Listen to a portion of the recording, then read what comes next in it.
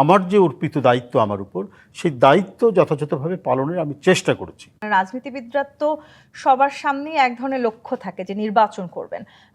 আমি যতটুকু জানি বেগম খালেদা জিয়া যে সময়টাতে আসলে অভ্যন্তরীণ ছিলেন, অর্থাৎ যিনি আসলে জেলে খেটেছেন, সেই সময়টাতে তিনি নির্বাচন করতে পারবেন না, এবং সে কারণে আপনিও চেয়েছেন, যেহেতু বেগম খালেদা জিয়া নির্বাচন করতে পারবেন না, আপনিও সেই সময়গুলোতে নির্বাচন করতে চান নাই।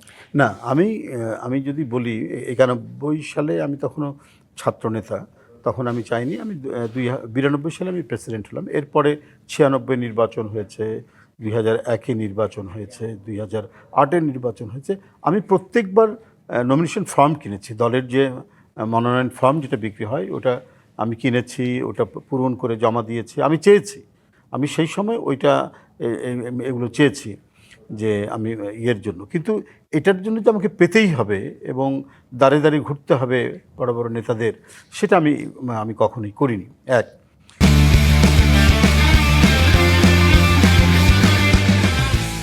দুই হচ্ছে ২০১৮ সালেও আমার প্রথম দিকে মনে হয়েছে যে আমি নির্বাচন চাইব, নির্বাচনের মনোনয়ন জমা দেব। কারণ অফিস থেকেই তো, আমি যে অফিসের দায়িত্বে আছি সেই অফিস থেকেই মনোনয়নপত্র দেওয়া হয়। কিন্তু আমি কিনিনি এই কারণে আমার কাছে একটু বিবেকের মধ্যে লাগলো যে মানে যে মানুষটি আমাদের সমস্ত কর্মকাণ্ডের প্রতীক হিসাবে আমরা যাকে দেখি, বা যার প্রেরণা আমাদের উপরে গভীরভাবে আমাদের মধ্যে অনুভব হয়, মানে আমরা যেটা অনুভব করি, তিনি নাই।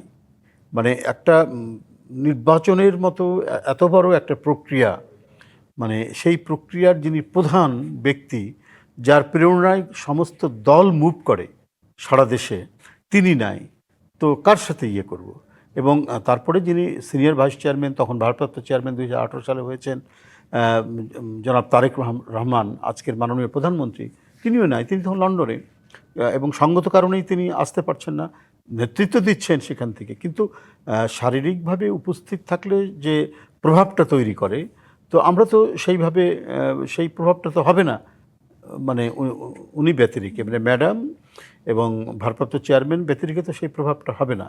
আরেকটা ব্যাপার হচ্ছে যে সেইটা একটা আমার মধ্যে একটা অনুভূতির কাজ করেছে যে উনাকে বাদ দিয়ে আমরা নির্বাচন করছি, সেই নির্বাচন মানে কেন জানি আমার মন টানছিল না। কারণ এর আগে যতবার নির্বাচন হয়েছে আমরা তখন যখন ছাত্রনেতা, আরও ইয়াং, আমাদের ওটাই আনন্দ ছিল। ম্যাডামের গাড়ির সাথে দৌড়াচ্ছি, এই মানে বিভিন্ন জায়গায় মানে স্টেজ হচ্ছে, পথসভাগুলো হচ্ছে, পথসভায় ছাত্রনেতা হিসাবে যখন বিশেষ করে আমাদের ওই অঞ্চলের দিকে, উত্তরাঞ্চলের দিকে বিভিন্ন এলাকায় যখন উনি সফর করছেন, নির্বাচনী সফর করছেন, স্টেজে আগে উঠে বক্তৃতা করা শুরু করলাম। তারপরে ম্যাডাম আসলেন, অন্যান্য নেতৃবৃন্দ বক্তৃতা করে ম্যাডাম বক্তৃতা করলেন। এই যে একটা নির্বাচনী উৎসবের মতো একটা বিষয় ছিল ম্যাডামকে ঘিরে, তো সেটা মনের মধ্যে মানে একটু আমি ব্যথিত হলাম।